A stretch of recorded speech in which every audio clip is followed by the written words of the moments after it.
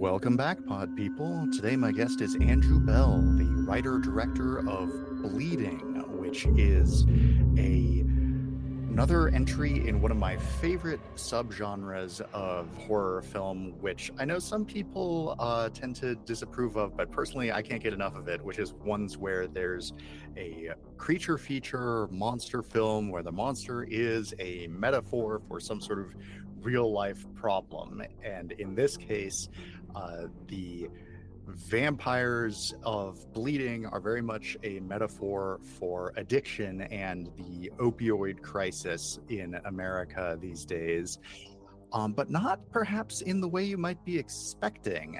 I see a lot of vampires as a metaphor for addicted person, where they have to seek out the blood to satisfy their cravings, being a metaphor for someone who's addicted to opioids or alcohol or anything else.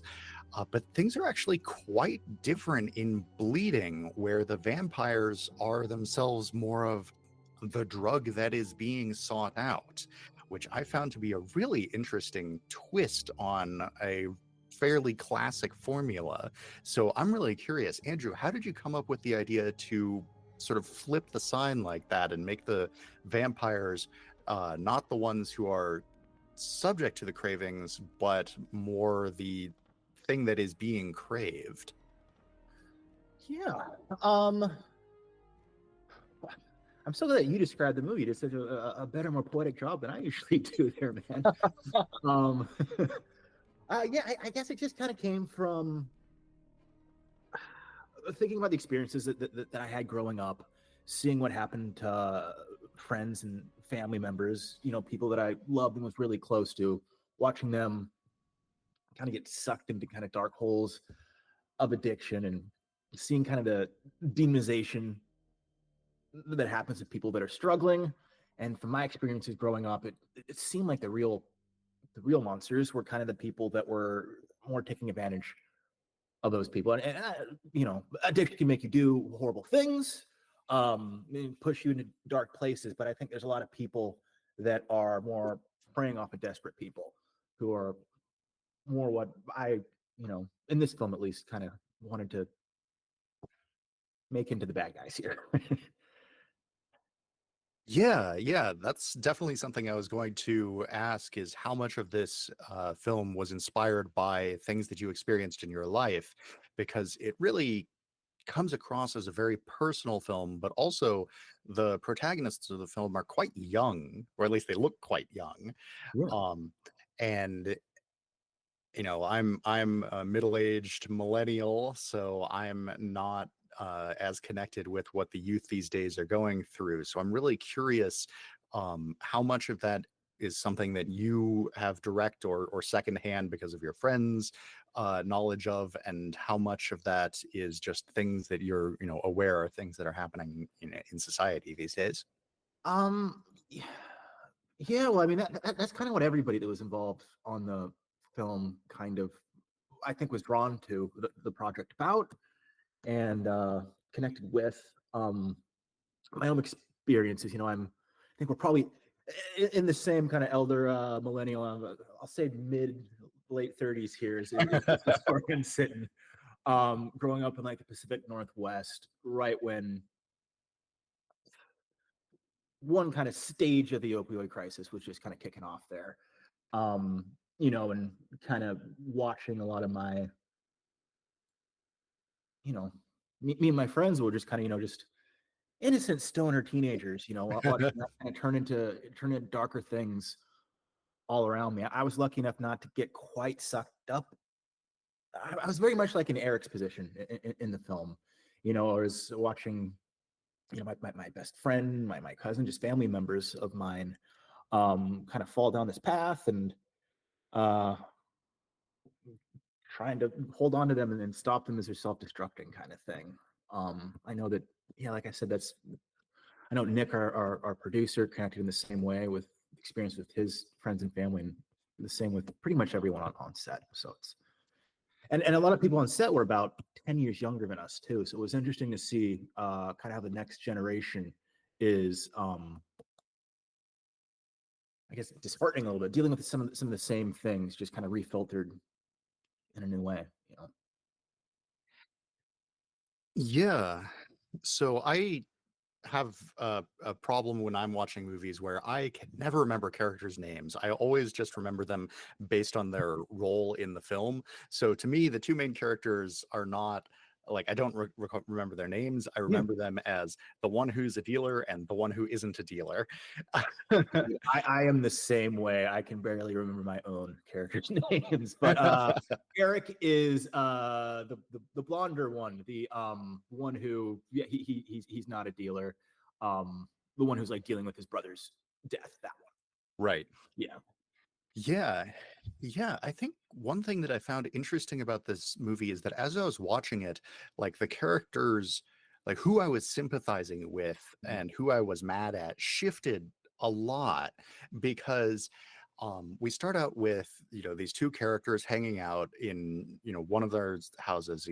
The guy came over because his friend wasn't answering his phone. He's worried about him, but then once he's there, he acts really inconsiderate and wants to smoke weed inside the house, despite knowing that you know the owner of the house, his friend's father, is strongly opposed to this and is going to smell it and get mad. Right. Um, and so that made me go like, "Oh man, you're such an idiot for taking this unnecessary risk like this." And then the dad does indeed smell it, gets in this upset, comes in, goes on a bit of a rampage, and this isn't really a spoiler because it happens so early in the film. Yeah. And also, this is intended as a full spoilers podcast where we can discuss any aspect of that.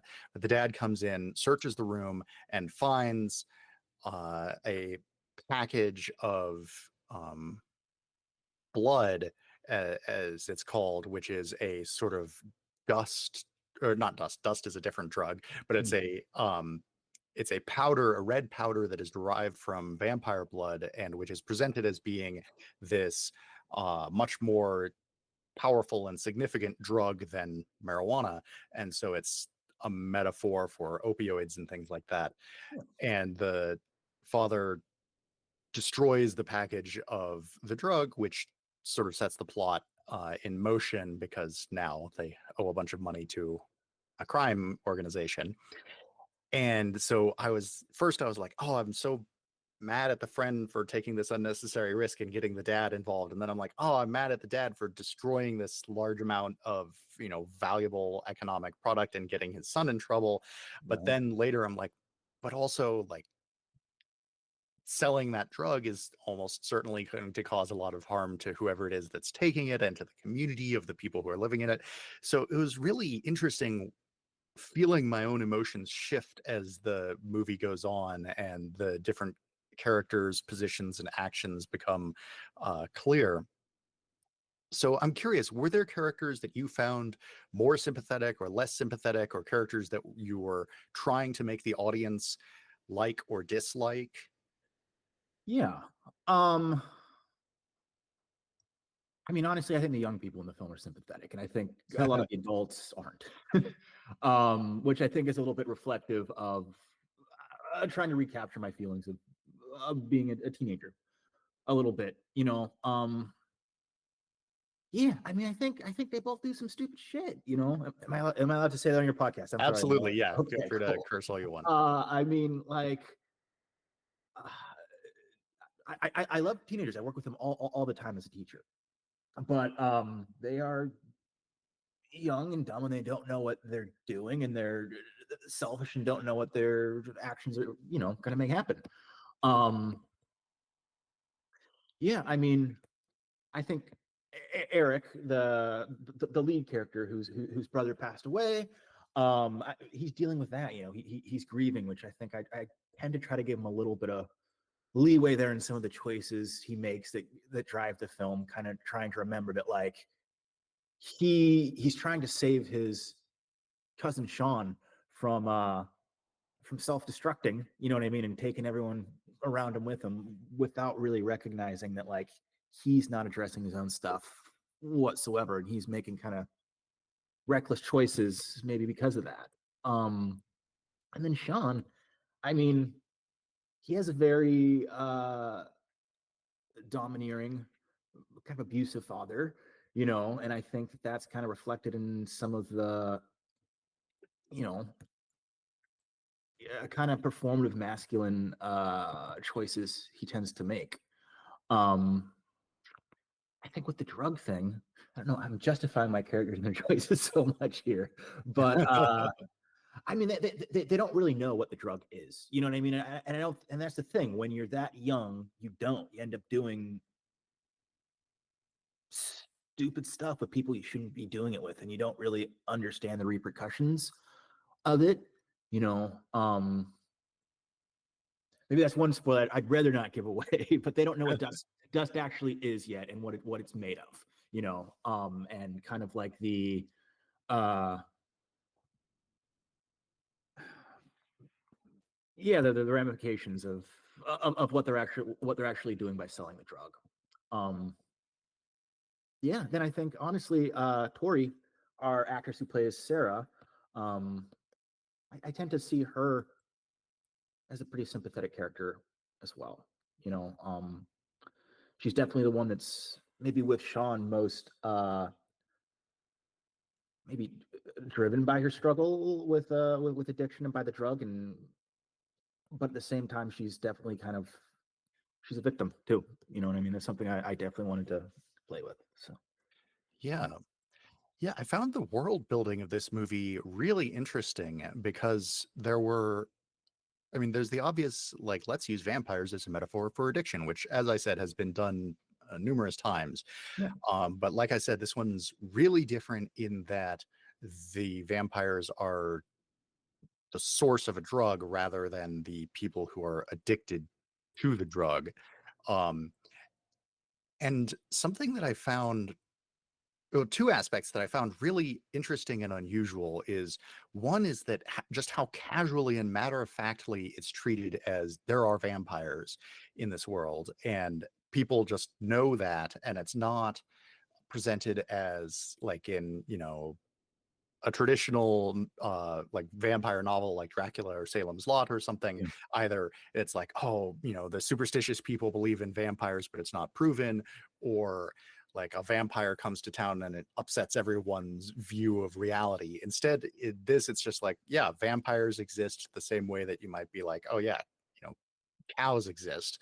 right. And and so um it's almost to the point where I feel like you with only minimal changes, you could have made this movie be completely naturalistic. Just get rid of the vampires as metaphor and instead just have it like be an actual real life drug. And so I'm really curious why the creative choice to make this set in a world that is very realistic, but also clearly different from our own. Yeah. Um, I don't know. I think that's what I love about genre and horror movies. Just the kind of potential for allegory. Um, that's what excites me as kind of a storytelling format. I think it's more fun that way too. I get it as a filmmaker, play in the same kind of sandbox that I always like to play in. Um, I think for me personally, it's a little bit easier to talk about these kind of things and uh, make this kind of subject matter a little bit more digestible. You know what I mean? It's kind of a spoonful of sugar, a little bit with it. You know what I mean? You get your blood and your gore, and it's exciting and it's fun, but at the same time, it's talking about something a little more indirectly. Though I mean, this is perhaps a little more directly than some horror films might, But yeah, I honestly, I don't think I have it in me to tell that just straight drama version of it without the layer of genre to I don't know, make me feel safe and less exposed as a storyteller, maybe. Yeah, I see what you mean. And you also remove the risk of just like presenting a real thing inaccurately in some regard. Hmm. Like you don't actually have to intimately know the effects of a real drug if you're using a fictional drug, that kind of thing. All right. Yeah. Yeah, that makes Oh yeah, I sense. mean that's one of the things we definitely worked on a lot. We brought on this guy Jake Dunn who plays Hank, who plays Sean's father in the film. We brought him on as our movement directors as well, working with Jeff Canick, our stunt coordinator, and kind of working as almost like a little theater company of a team, building up the blood and the dust as not like directly in the effects any drug that we're necessarily indirectly talking about, but making them be their own thing with their own effects, and trying to be really kind of respectful of. I mean, we're dealing with addiction, and there's like overdoses. There's turning into monsters. And not putting all of that just on the backs of like our young early 20s actors. You know what I mean? Which is a ton of pressure. Having them work with theater professionals who work in these big operas in New York and stuff like craft physical performances. Um, I don't know, just trying to give it the proper respect and attention it needed, and kind of building those kinds of performances around those ideas. Yeah, It sounds so yeah. pretentious when I'm talking about my movie, man. I'm sorry. No, man, that's great. This is what I'm here for. Um, and yeah, I found the, thinking, you mentioned overdoses, and one of the things I found really interesting was the depiction of like what happens when a vampire gets exposed to sunlight, because I'm so used to seeing the vampire like catch fire and turn into dust. Whereas in this, like the thing that we see most often when someone gets exposed to sunlight like that is almost more like an overdose, a seizure sort of thing, Mhm. where they're thrashing about in this very visceral manner, that's a lot closer to the sort of thing that somebody might see in real life than somebody spontaneously catching fire. And so I think was more affecting in that regard. I was definitely thinking when we were, introduced to the concept of dust, of Mhm. its, you know, the ashes that remain of a vampire, I was like, oh, okay, so you expose them to sunlight, they burst into flames and then turn into dust. But no, you have to like douse them in gasoline first, which is quite a horrifying way to produce a drug. um Yeah. and that got me wondering too, so we're not just presenting vampires as the source of a drug that people are addicted to, they're the source of two drugs. Mhm. There's the blood, which is, pretty literal, it's the Pretty vampire. direct. Yeah. Yeah, it's very direct. And then there's also the dust, which requires a vampire die in the process of creating it. And so I'm curious why the choice to have there be these two distinct drugs rather than just one. Um, it gave us more to play with. You know, I think especially with dust, I think it was let us get a little bit more to kind of the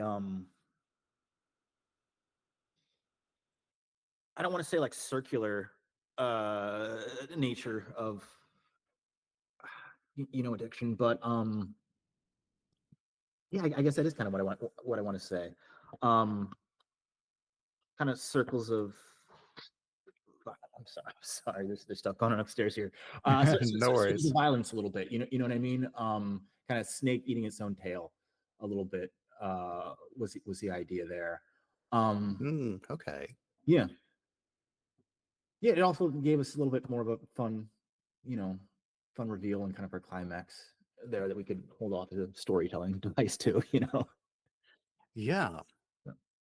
So in terms of the actual structure of the film, Mhm. the IMDb summary might make you think, oh, this is going to be like a heist movie or an action in something like Reservoir Dogs or something like that. Mm. But in fact, the movies that it reminded me the most of for the first 80 or 90% of it was early 2000s mumblecore movies and Mm. Gummo. Have you ever seen Gummo? I think yeah, I saw Gummo years and years ago. Yeah. Yeah, I'd say the same kind of world is where we took some inspiration, like kids and yeah, Gummo. Yeah, Kids, another Um, great comparison. yeah, we were people have said like River's Edge a little bit. Um, yeah. We thought a lot about not a lot about, but like one reference was a little bit like A Place Beyond the Pines. Did you ever see that one? Came out a few years ago. No. Yeah. But yeah, I mean, just I guess just budget wise, yeah, Mumblecore um would be comparable for sure. Yeah, just the low budget movement, man. Yeah. So you said The Place Beyond the Pines, and then was River's End the other one? River's Edge, River's Crispin Edge. Glover, Keanu Reeves. Yeah, just screwed up kids in a small town. Find a dead body kind of thing. Okay. Stand by Me with a little more edge there, I guess. Yeah. Yeah. A less innocent version of Stand By Me, which There is you already a sort of about loss of innocence. So the characters in this have lost their innocence before the film begins, I think. They still got a little in there. Probably not by the Yeah. end, though. Yeah. Yeah. What's There, left but of it is getting graded off of them as they go, right? yeah, still, there's a pretty significant difference between being like an early 20s already a drug dealer, or already doing illegal drugs, Yeah, versus the Stand By Me of like early teens, not doing any of that yet. Who right. knows? They're a little more in the oh god, what's Donald Sutherland's son who plays the bad guy in Stand By Me? Uh Kiefer Sutherland's character, his crew in Stand By Me. That's them, they're Eric and Sean are Mm, supposed to be 17. So yeah, they're still young, yeah. but aged a little bit by their circumstances, I think. Yeah. So this was a micro budget film, and you did a really good job of making me forget that it's a micro budget film while watching it. The Oh, like the cinematography, especially the color grading, was all really good. And as much as I love a movie like Gummo looks like it was shot for $12, um, and basically was, which, I mean, don't get me wrong, it's great. Everyone should watch it. It's really horrifying, uh, and very realistic. good movie. Um, but so I'm curious, this is the kind of movie that I could have seen being made like with a sort of deliberately janky, just, some guys with a camcorder effect, but instead it's pretty polished and slick. So talk a bit about the visual designs that went into this. Yeah, I mean I worked really closely with Daniel Cho, our DP, who was only like 25 years old when he shot this, man. It's which is exciting and depressing. It makes me feel old and like these talented young people, where are they coming from? And his kind of crew of friends that he brought on as his crew that we work closely with, and just spent a lot of time in pre-production just really nailing down looking at photography and different films, spending a ton of time just shot listing and talking about lighting choices, how he wanted to treat light. um there were times when we thought about doing it kind of there was a time when we talked about doing it. I'm like, let's just get a shitty camcorder and do it and just embrace the handmade feel. And there were times when we were like, well, let's wait, let's try to get actual money for this and make it for not a micro budget, but like neither one of those seemed like the choice. So we just kind of gathered our resources and just pre-planned as much as we could, and just got really talented people. um Worked really closely with our production designer, our costume designer too, and just like I said, kind of made a little theater company of just people that just really cared about the story and worked together on the look, man. Yeah. So, okay. So this underwent a few revisions in terms of like before you decided on the final visual style. Yeah, Um, sure. so if you could travel back in time to the beginning of production, know everything that you know now, what would you do differently? I give myself more days, man. I mean, I feel like Ah.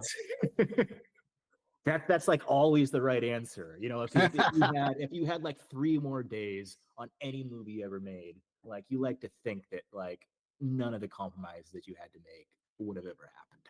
You know, um, I feel like too often that's the thing that gets sacrificed. Like we could do this in 2 weeks. It's what we shot it in. You know what I mean? But like we'd had 3 weeks. Like what could have been, man? That's, Yeah, that's always a what if there. I was gonna guess that this was maybe a 14-day shoot. Is that about right? That's a 14-day shoot, man. two Uh, weeks. all Yeah. right. Yeah. Which is I never made a feature before. I just made shorts and like yeah, you can do it, but like yeah, you're gonna be sprinting the entire time, and that's hard. I over the 2 week period, I lost 20 pounds on set, man, just from just like stress. I was eating the entire. It didn't make any sense, but I just you know takes its toll on you. Yeah, yeah. Goodness gracious.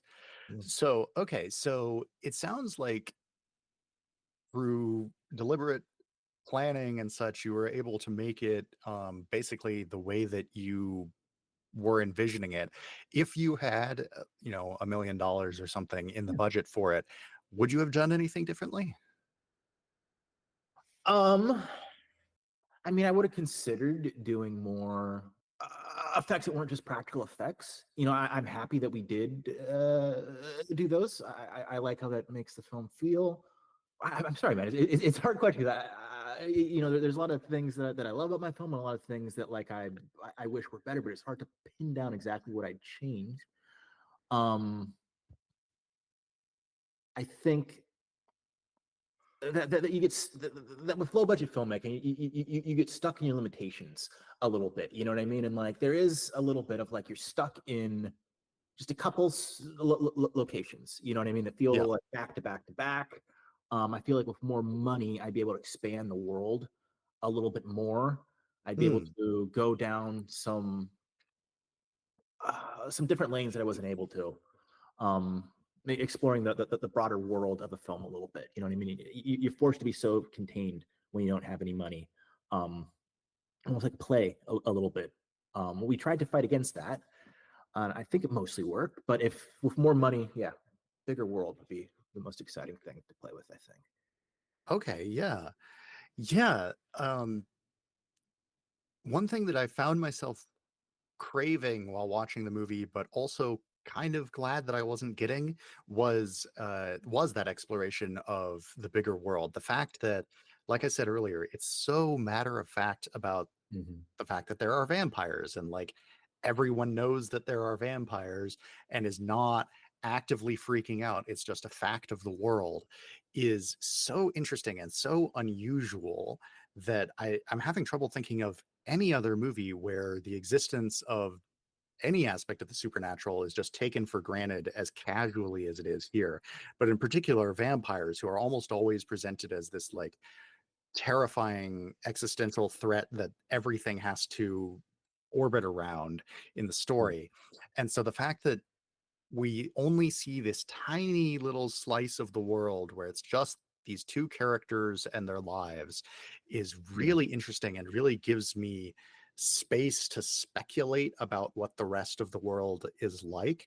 So I'm really curious, how much of that rest of the world did you have like, you know, a detailed mental image of as you were making it, and how much of it was just sort of like, let's, you know, if it's not showing up on camera, we don't have to address it.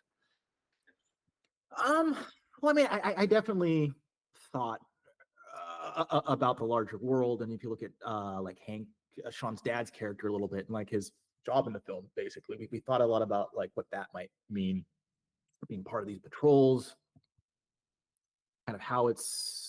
We mostly wanted to focus on how it's affecting young people and their families. I think that it is a little matter of fact, but it's also like with the subject matter.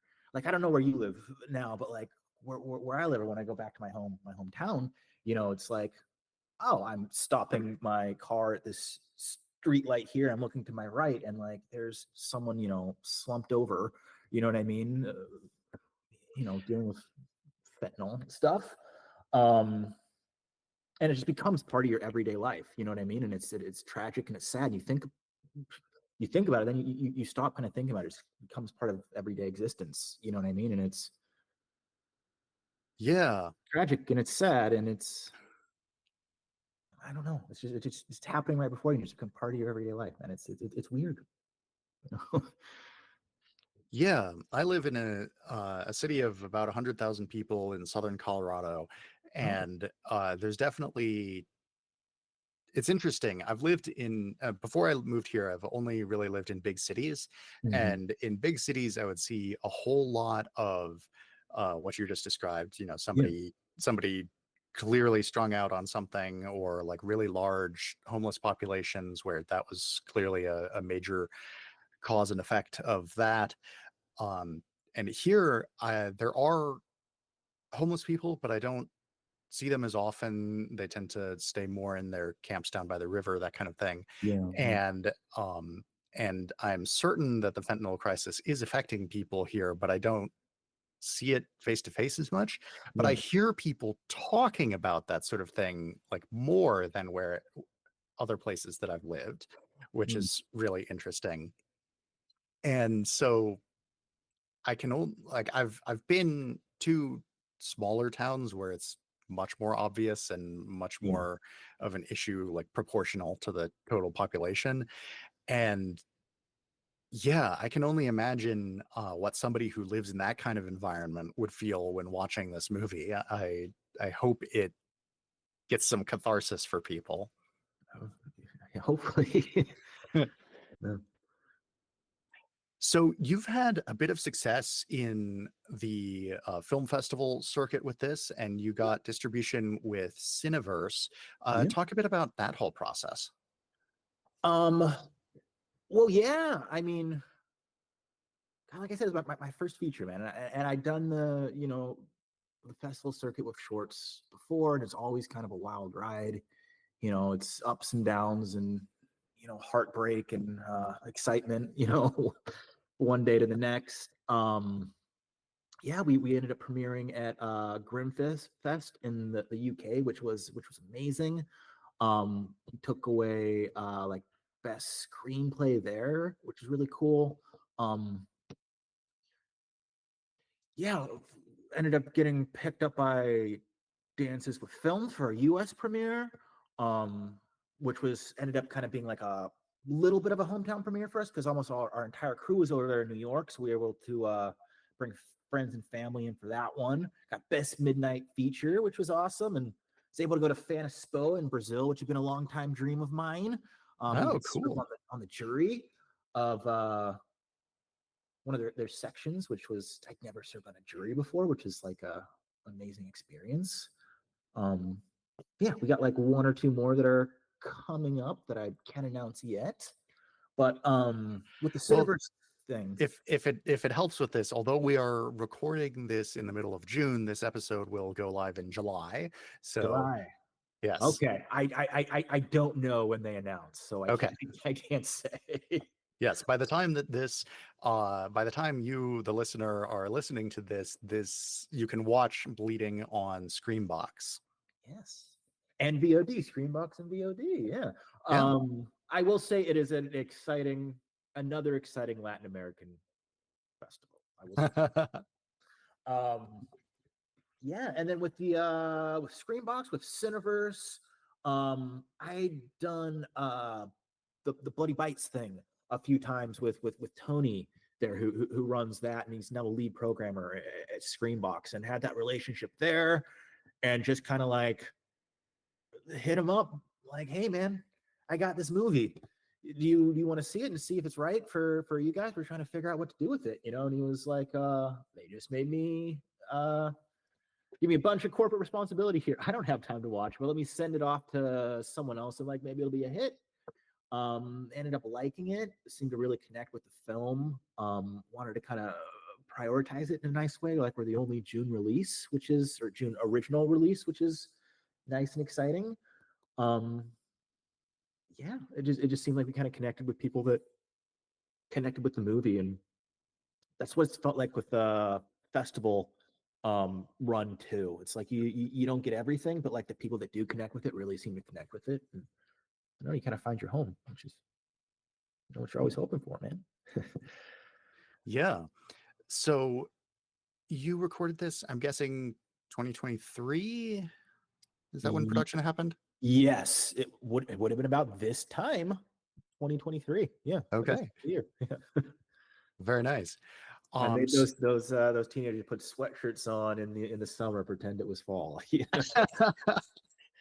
Out in upstate New York, there where they're just boiling their asses off. But yeah, very like filming the original Halloween, which is set in the cold Midwest in hot Los Angeles. right, yeah. Or like Pulp Fiction, right? They with the film stock they used on that diner scene, it's just pretty much boiling everyone in there, man. No.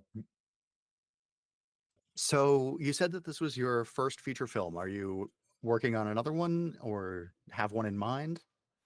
I'm just kind of playing around with ideas right now. I've been teaching for the last year, for years actually, but like working with a year long screenwriting class, where people are developing like 18 different features right now. So I've been really kind of having my head in that kind of.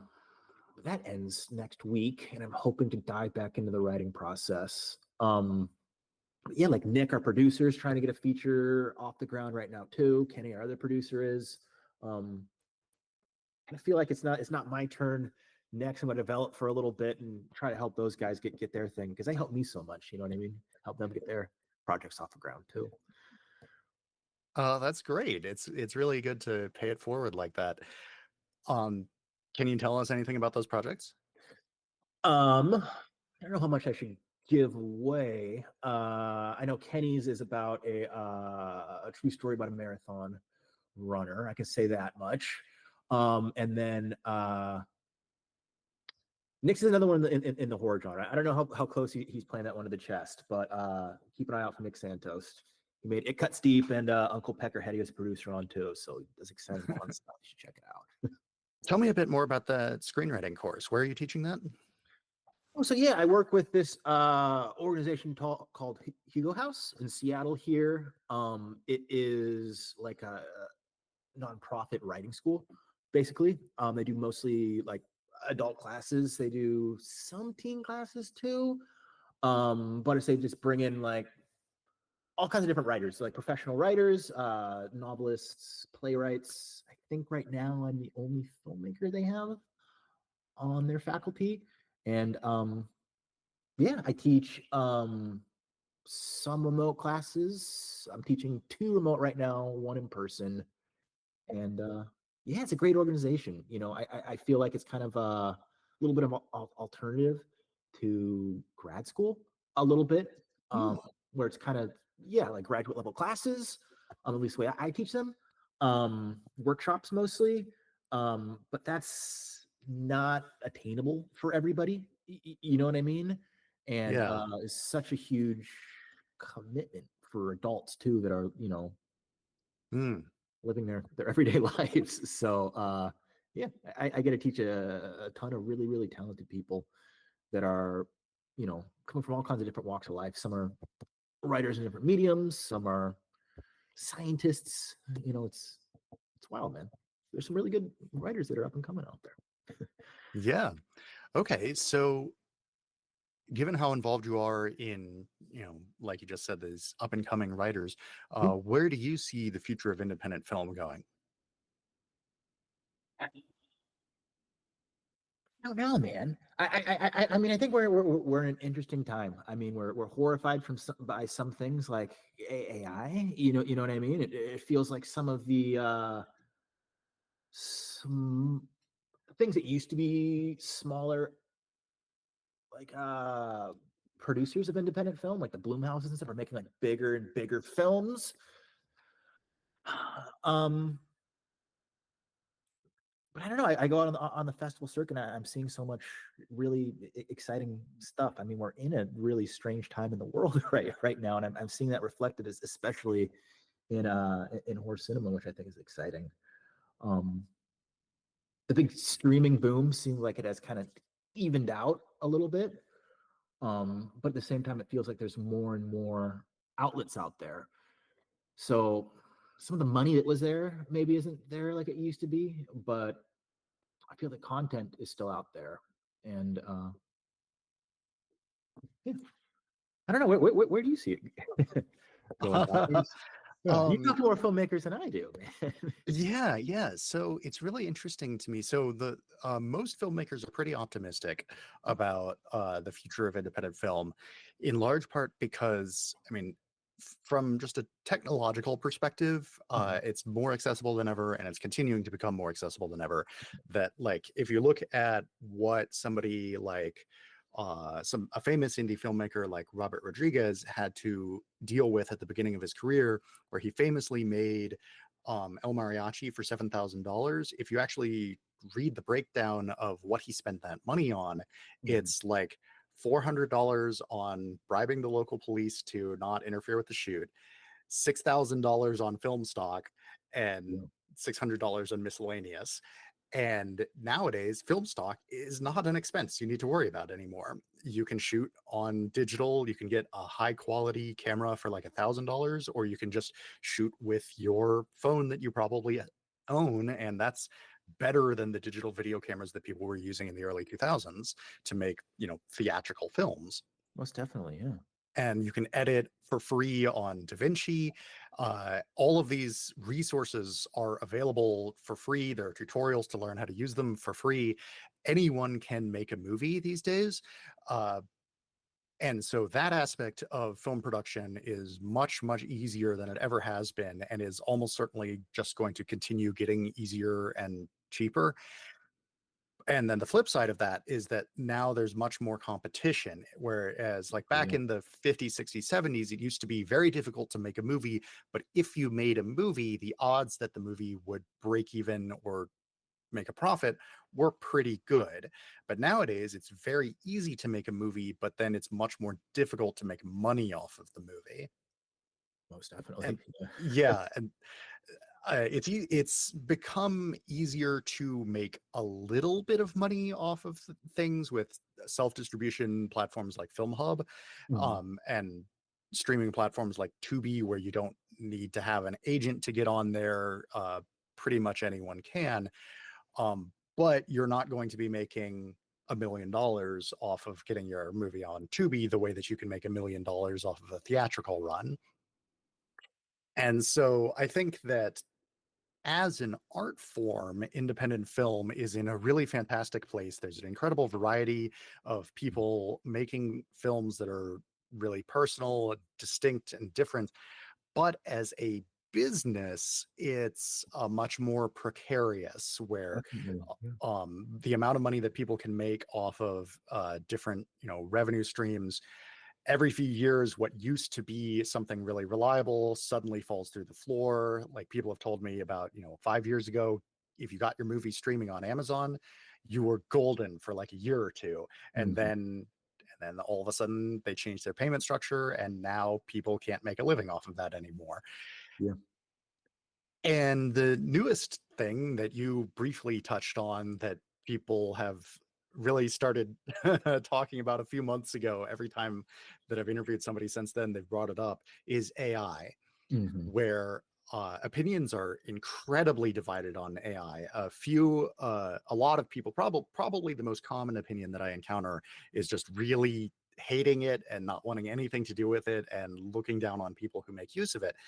But then I also get other people who are strongly in favor of it and really think that it will be a democratizing force, where um, I interviewed Adrian Zofé and Duru Yücel, who are Adrian was the guy who made Be My Cat, a film for Anne, Oh yeah. and then Duru is a partner who came on and is working with him on the second and third movies in their planned trilogy, where that one was the first.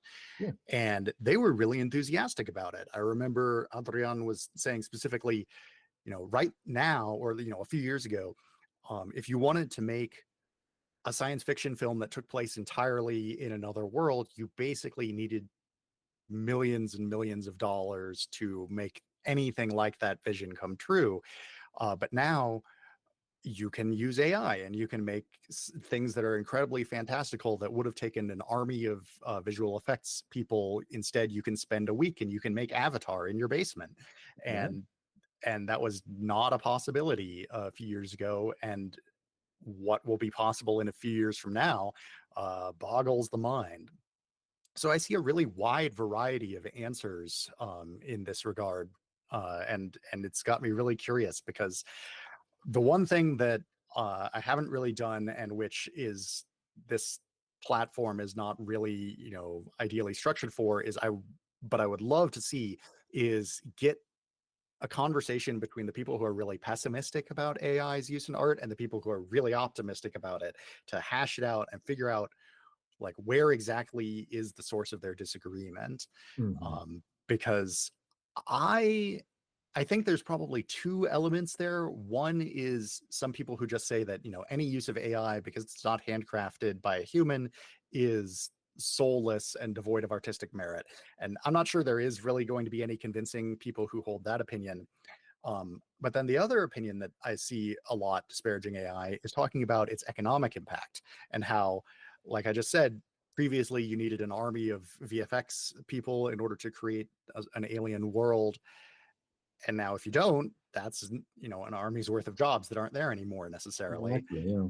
And so it ties back in with what I was just saying a minute ago about how, from an artistic perspective, there are more opportunities than ever before in filmmaking, but from an economic perspective, things are much more limited now, where it's harder than ever to make a living off of this.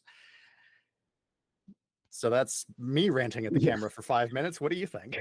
No, yeah, no. I mean, it's so complicated. It's just like you're saying, where it does just open up so many more possibilities, and yeah, democratizes. I'm sorry, I just sleep. My words are coming out right, but yeah, the process. But at the same time, there goes those jobs. There goes collaboration. There, because that's what I love most about filmmaking. Is working with with the team of people. And I mean, that's what's frustrating about filmmaking too. Is it's the one art form that you can't really do by yourself. You know, yeah, man. I don't know. It scares me. It excites me a little bit too. Um, Seems to me that anything that can be used for evil will be used for evil. So that's what has me nervous. Oh, yeah. I mean, that's true of any filmmaking technique. You'll find somebody who's using it for to evil. yeah, to spread a message that you disapprove of, or to create working environments that are harmful for people. I mean, one of my favorite movies of all time is Pulgasari. Have you seen that? I haven't seen it. No. Oh, it's amazing. It's both very entertaining just as a film, and then the story behind it is insane. It's a North Korean kaiju film. It's a giant monster. And it was made because the dictator of North Korea was a fan of kaiju films and he wanted to make a kaiju film. So he had North Korean special forces kidnap a Japanese director and abduct him to North Korea and force him to make this film. Yeah. And you're talking about evil happening in movies, and kidnapping somebody to another country in order to make them make a movie is about as horrible as you can get. But then the actual film itself and the messages presented in it, I think, are really interesting and definitely worth watching if you enjoy that genre at all. Yeah. And that's not even touching on things like Triumph of the Will or blatant propaganda films like that. So yeah, it's really, I mean, there's a reason film is my favorite art form, and I think the collaborative aspect of it that you just mentioned is also really significant and makes it different from something like painting, Mhm. where you can just do it all yourself. So what was the cast and crew scale like in terms of how many people, like 20 or Uh, something? we kept it pretty small, man. Like, there were never more than 20 people around, including cast and crew and like catering. It was pretty intimate. Um, there's what, less than maybe seven characters, seven actors. Then yeah, just like one AC, one kind of like floater, kind of PA that was working as kind of a AC slash grip, one gaffer kind of thing, and just kept it really streamlined. Yeah. Yeah. Yeah. I'm curious, is Yeah, that small teams, can get in and do a lot. It's easier to move it's harder to move a bigger ship. yeah. If you were presented with like do you think you want to stay with these sort of small crews indie filmmaking, or do you dream of commanding 300 people on the set of the next Avengers? I mean that'd be a fun challenge, but it also sounds like it sounds like a nightmare. I do really like the intimacy of what I'm doing and being able to connect with everyone you're working with and work closely with them. Like I said, the idea of collaboration. I think after a certain point, it becomes, even though there's more people, it becomes less collaborative because you can't make things intimately with them. So I'd like to stay a little small, I guess, but at the same time I'd like more money and a little less pressure on me in that respect. Just give me money to make things, man. Yeah, that makes sense. All right, well, we're just about out of time. Could you tell us where people should look to follow you on social media? You can watch Bleeding on Screambox. What else should people keep an eye out for? Yeah. So yeah, I finally put together an Instagram after, like, how long's it been, a decade for mostly this film. It's like Andrew Bell Filmmaker is me. You're supposed to say at before you say it. I don't know. I'm old. I'm not hip anymore. Bleedingfilm.com. That'll have some information on it. Yeah, movies available on Screenbox and VOD. So the Apple, Amazon Prime, all those kind of fun things. You can find it there too. Just keep an eye out for it, man. All right. Well, thank you so much for coming on and talking with me. Thanks so much for having me, man. I really appreciate it.